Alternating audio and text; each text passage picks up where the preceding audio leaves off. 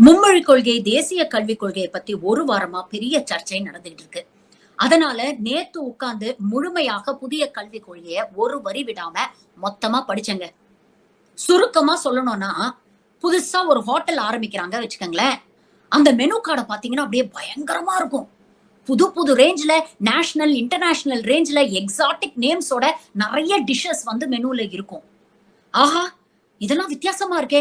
பேர கேட்டாலே நாக்குல எச்சி ஊறுதே! இதெல்லாம் ட்ரை பண்ணி பார்க்கலாமே! அப்படின்னு சர்வர கூப்ட்டு, இது இருக்கா? அது இருக்கான்னு கேட்டா, இது இல்ல மேடம், அது இல்ல மேடம் அப்படின்னு ஒவ்வொன்னுத்தையும் இல்ல இல்லன்னு சொல்லிட்டு, கடைசியில அதே இட்லி, வடை, பூரி, சப்பாத்தில கொண்டு வந்து நிறுத்துவாங்க.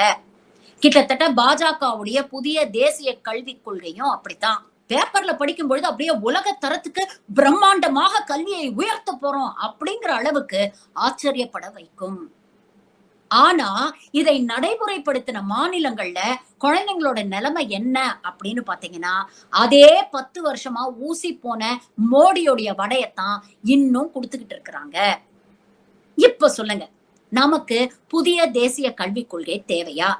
நம்ம கிட்ட இருக்கக்கூடிய இருமொழி கொள்கையே சிறப்பா இருக்கும் பொழுது, இருக்கிற விட்டுட்டு ஏன் பறக்கிறதுக்கு ஆசைப்படணும்?